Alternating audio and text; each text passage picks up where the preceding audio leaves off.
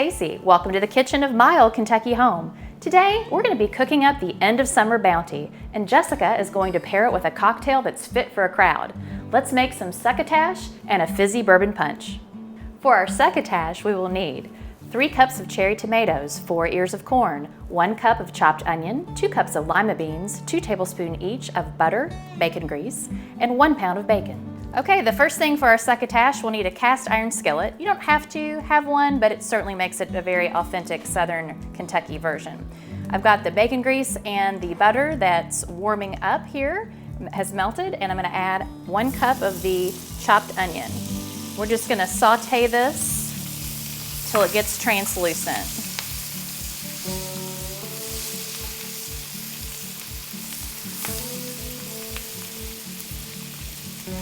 Okay, we've spent a couple of minutes with this onion. We don't want to get it too brown, so we're going to go in and add our other vegetables. We're going to start with our 4 ear of corn that we have taken off the cob here. You can also use pre-cut corn or frozen corn.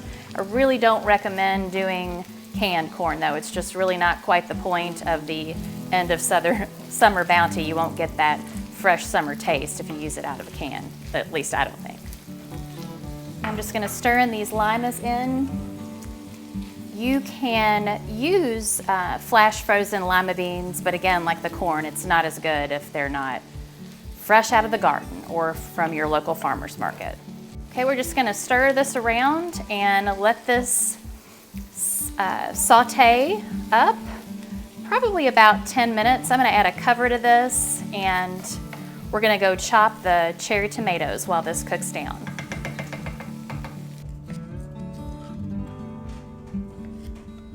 Okay, let's check on how our succotash is doing. Been cooking it about 9-10 minutes here, and it's starting to get just a little brown. You really don't want it to brown too much. So I think we're gonna go on and add the tomatoes in now.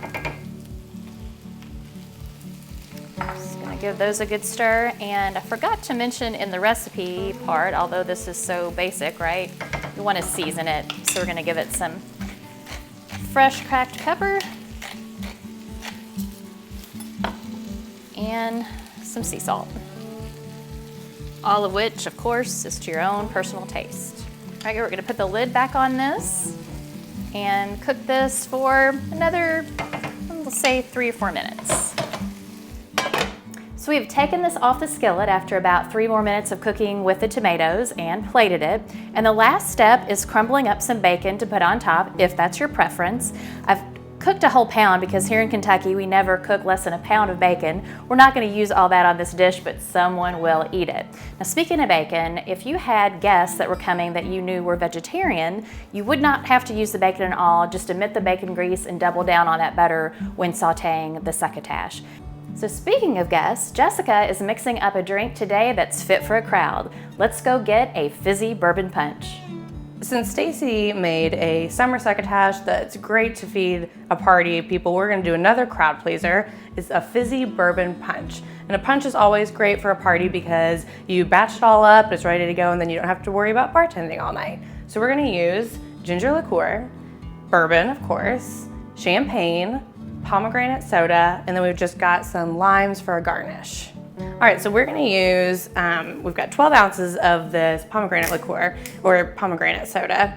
You could also just use pomegranate juice, or you could do cranberry pomegranate juice if you liked, but I wanted to add a little extra fizziness, and they had this at my grocery store. I thought it sounded good. And we're gonna use a whole bottle of champagne.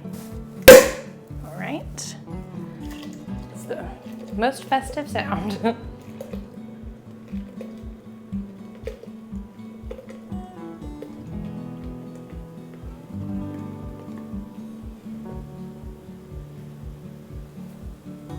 You can actually literally hear this fizzing, so I think it was an appropriately named drink.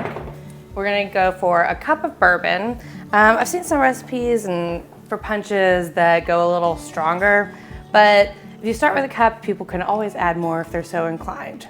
It's harder to take it out. And then I'm also gonna do now just a quarter of a cup of the ginger liqueur.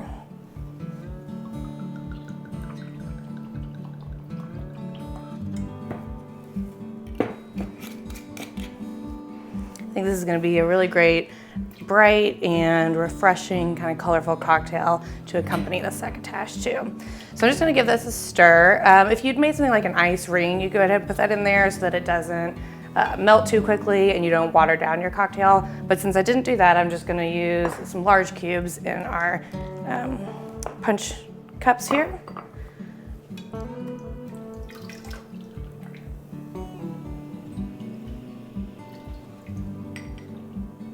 And then lastly, we're just going to garnish with a lime wheel. And so there you have it, a fizzy bourbon punch. So what I've always heard about succotash is that everybody makes it differently and there's no wrong recipe. So how'd you come up with this version? First of all, I think that has to be right.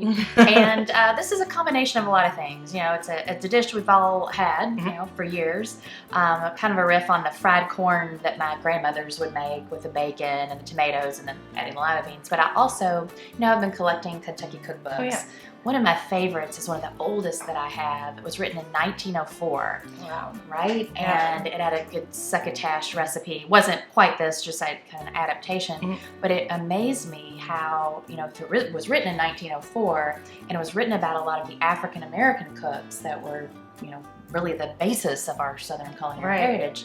So you've got to think they were doing that probably in the late 1880s. So what a traditional Southern but very Kentucky forward recipe, especially with the corn. Right. I mean, obviously this area is known for producing corn and you see it in our recipes, but also bourbon. That's why we got it. That's right. So cheers to Kentucky knowing what to do with corn. Absolutely. In the end of the summer. And we'll see you next time on Bourbon And Biscuits. Cheers.